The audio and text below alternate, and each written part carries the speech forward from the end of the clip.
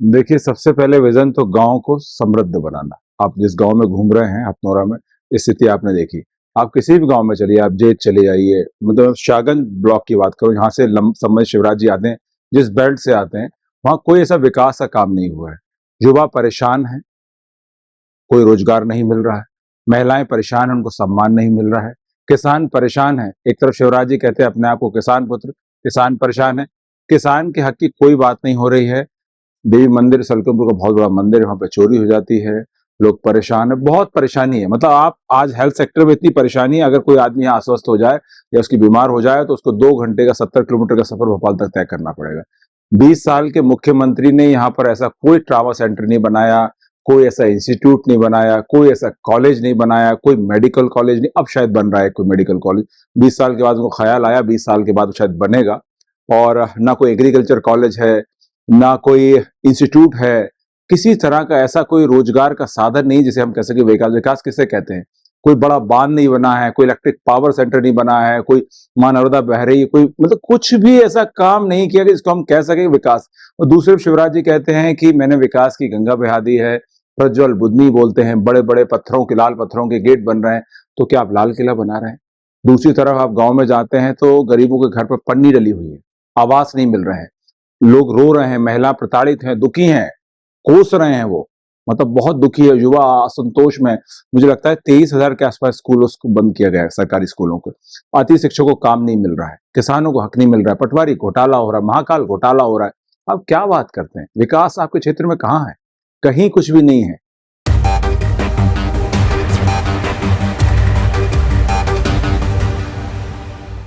बुधनी से शिवराज सिंह चौहान के खिलाफ विधानसभा चुनाव लड़ रहे विक्रम मस्ताल शर्मा को आनंद सागर की रामायण रिबूट में हनुमान का किरदार निभाने के लिए जाना जाता है। इस चुनाव में वो अपनी इस पहचान को भरपूर इस्तेमाल भी कर रहे हैं, लेकिन ग्राउंड रिपोर्ट ने इसके इतर उनसे सवाल किए बुधनी के लिए उनके विजन को लेकर और मौजूदा समस्याओं पर। देखिए, मैं किसान पुत्र हूं, तो मेरा पहला जो कर्तव्य है किसानों को सशक्त करना। इसी सिलसिले में मैंने माननीय कमलनाथ जी से हम सबसे चर्चा हुई, तो मैंने कहा सब किसान बहुत कमजोर हो गए 18 सालों में, जिस तरह से महंगाई बढ़ रही है। तो माननीय कमलनाथ जी और कांग्रेस पार्टी ने गेहूं के दाम 2600 किए, जो एक क्रांति करके धान आती है हमारी, उसको 2500 किए। सेफ्टी के लिए जो मवेशी बहुत हो गए हैं इस बीच में, तो उसके लिए फेंसिंग की बात की है, गऊ का गोबर 2 रुपए किलो खरीदने की बात की, नारी सम्मान की बात करी, गैस 500 में की। शिवराज जी ने 450 को बोल दिया था देखा देखी में, बट इट इज फॉल्स, वो कुछ वैसा नहीं था। ऐसी बहुत सारी योजनाएं, पढ़ो पढ़ाओ योजना, 1 से 8वीं तक के बच्चों को 500 रुपए, 9वीं 10वीं के बच्चों को 1000 रुपए, 11वीं 12वीं के बच्चों को 1500 रुपए। और ये योजना इसलिए लाई जा रही है कि 18 साल में आर्थिक स्तर बहुत डाउन हो गया है। हमें, हमारे जो गांव के लोग हैं गरीब से गरीब हो जा रहे हैं। अगर आप जेत में भी जाते हैं, मैं जेत की बोल रहा हूं आपसे, तो एक तरफ आपको लगेगा कि बहुत पैसे वाले लोग हैं, दूसरी तरफ आप देखेंगे इतनी गरीबी है कि उनके छतों पर काली पन्नी डली हुई है। तो बहुत गरीबी है। तो ये असमानता का आप कारण क्या मानते हैं?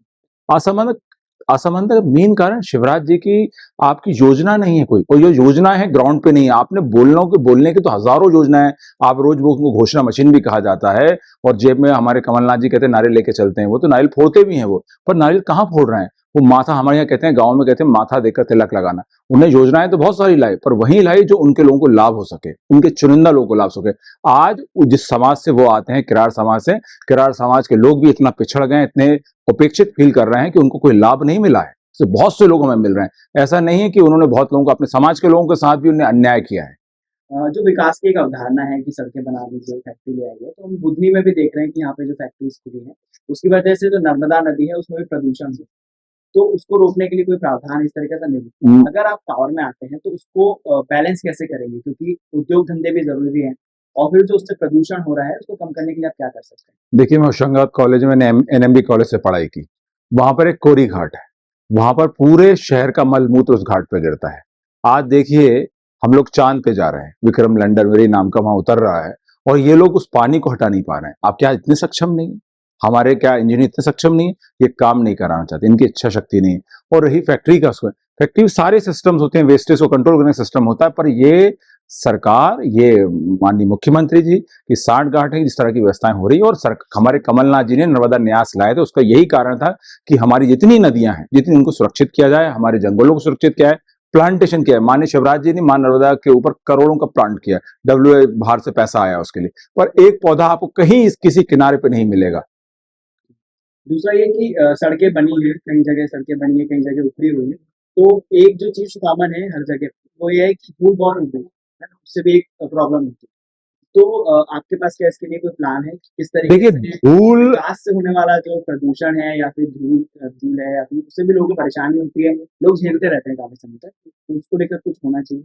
देखिए धूल, रोड एक अलग इशू है, रोडें अच्छी होना चाहिए। धूल तो क्या, हम किसान लोग हैं, तो किसान का जीवन धूल में गुजरता है, भूसे में गुजरता है, उससे कोई इन्फेक्शन नहीं होता। आज और मेडिकल साइंस भी बोलती है कि आप बच्चों को मट्टी में खिलाएं आप, और उससे आपको लाभ होगा। बट ये रोडों की बात हुई, जब एक तरफ शिवराज जी कहते हैं कि जब अमेरिका उतरते हैं, वो कहते हैं कि भाई ये हिंदुस्तान, मध्य प्रदेश की जो सड़कें हैं अमेरिका की, न्यूयॉर्क की रोडों से अच्छी है, तो कितना बड़ा मजाक है। आप स्वयं रोडों पे आ रहे हैं, बाहर में आप जहाँ बैठे इस घर के बाहर किस तरह का कीचड़ हो रहा है। मतलब आदमी स्वच्छता के ऊपर, बीजेपी की सरकार के लोगों ने कितना पैसा काटते रहे। आप फ्लाइट पे जाइए, आप बस स्टैंड पे जाइए, हर जगह उस टैक्स को काटा। क्या आपको स्वच्छता दिखती है कहीं? ये जो विधानसभा क्षेत्र है, ये कृषि प्रधान क्षेत्र है, कृषि के लोग ज्यादा है। इसके अलावा भी यहाँ पे लोग हैं, जैसे मछुआरा समुदाय के लोग हैं, दुकी समाज के लोग हैं। तो हम लोग ने मछुआरा समुदाय के लोगों से हम लोग ने मिले, वो काफी ज्यादा परेशान है, उनको मछली नहीं मिलती, वो नदी में प्रदूषण इतना है तो वो मछलियां मर जाती हैं, बहुत सारी चीजें होती हैं।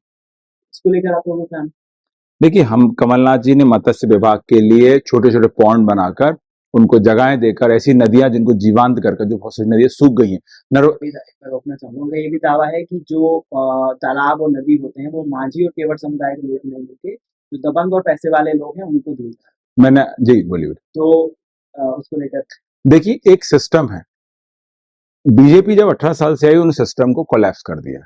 उन्होंने अपने लोगों को, मैंने आपसे बोला माथा देखकर तिलक लगाना, जो आपको लाइन बोली वो इसी लाइन से संबंधित है कि उनको किससे लाभ है। उनके चंद चंद लोगों के लिए उन्होंने वो चीजें करी, आवंटित की, बांध हो, नहरें हो, या उनकी ऐसी नदियां हो, उनको आवंटित करी।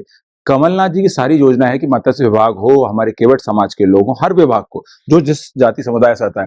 हमारे यहाँ बुद्धि में खिलौने का बहुत बड़ा वर्क है, जिसमें लकड़ी के लोग वो काम करते हैं, वो लकड़ी उनको नहीं मिल रही कई साल से।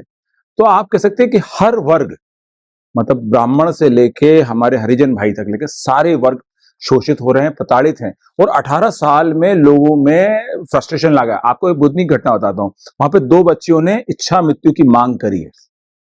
तो आप सोचिए, एक तरफ शिवराज जी लाडली बहना की बात करते हैं, नारी की बात करते हैं, बेटी बचाओ की बात करते हैं, उस तरफ 2 बेटियां बुद्धनी विधानसभा में, अब तक उनके पास कोई आदमी नहीं गया, माननीय शिवराज जी ने उनको बुलाया नहीं है।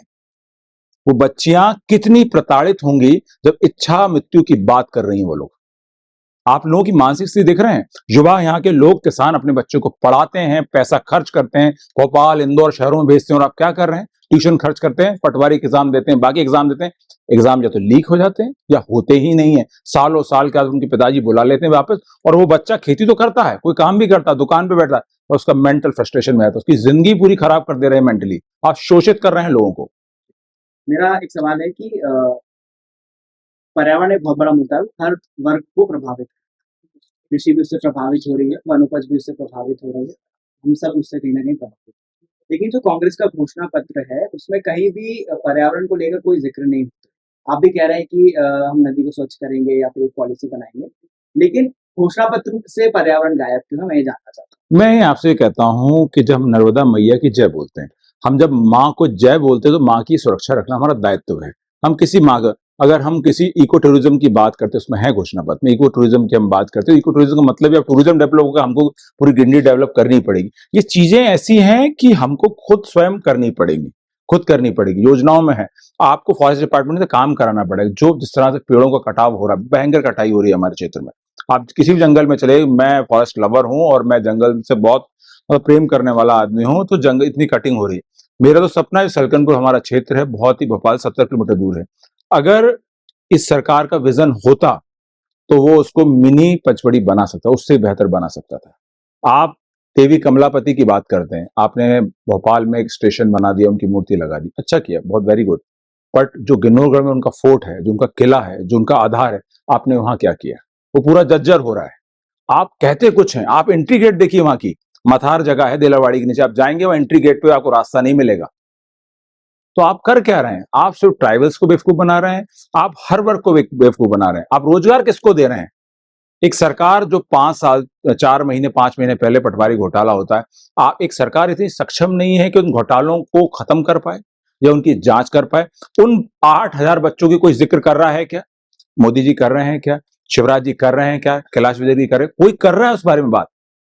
उनको कोई मतलब नहीं है कि कहते हैं ना बीजेपी हमेशा इलेक्शन मोड में रहती है। उनको सिर्फ अपने वोट से, अपनी सत्ता से, अपने मतदान से मतलब है। उनको जनता से क्या मतलब है? एड ही करती है, एड कंपनी है। मैं तो फिल्म लाइन से हूं, दिस इज एड कंपनी। प्रचार करती है, प्रोपेगेंडा करती है। धरातल में कहां है? भगवान का भी नाम लेते हैं लोग। महाकाल में सनातन के पुतले गिर जाते हैं, हमारे सप्तऋषि पुतले, तब क्यों नहीं बोलते हैं आप? आपने किसी भी कार्रवाई की है क्या? आपने क्या बोला कि हम जांच का विषय भी नहीं है। वो तो वारंटी गारंटी में, भगवान की गारंटी लोगे आप। महाकाल लोक में या कोई भी ऐसे स्थानों पर आदमी आपके बड़े बड़े स्ट्रक्चर देख के नहीं आता है। जब अमरनाथ लोग जाते हैं, वहां क्या है? बर्फ की एक धारा है, एक शिवलिंग बनता, आस्था है। आप आस्था खत्म कर रहे हैं, आस्था खंडित कर रहे हैं लोगों की। गौ माता रोड पर मर रही है, आस्था खंडित करते हैं। 64 कोई देवी देवता बोलते हैं गौ माता में। आप क्या कर रहे हो? जब शिवराज जी का कार्यक्रम होता है तो उन चीजों को आप कभी स्कूलों में, कभी अस्पतालों में, कभी किसी बिजली घर में घुसेड़ देते हैं आप, और कहते हैं गौ माता की जय हो। कैसे जय हो भाई? उसमें एक्सीडेंट हो रहे हैं, लोग मर रहे हैं, कई परिवार के लोग परेशान हो रहे हैं। हमारे मंदिर में चोरी हो गई, 6 बोरियां निकलती हैं, फिल्मी स्टाइल चोरी चल रही, हाईटेक। मैं आपसे कहना चाहता हूं कि किसी भी मुख्यमंत्री के क्षेत्र में हाईटेक, इन सब जो हमारा क्षेत्र है सागर, यहाँ की कुलदेवी है, वो उस कुलदेवी की चोरी हो जाती है। आप 6 बोरियां आती हैं, 2 बोरी रहती हैं। आपने किसी पे कार्रवाई नहीं करी। आपने क्यों नहीं कमेटी भंग करी? आपने लोगों पे कार्रवाई क्यों नहीं करी? क्योंकि वो आपके लाडले हैं, प्यारे हैं। मेरा आखिरी सवाल है आपसे कि पार्टी से इतर आपकी विकास की क्या अवधारणा है?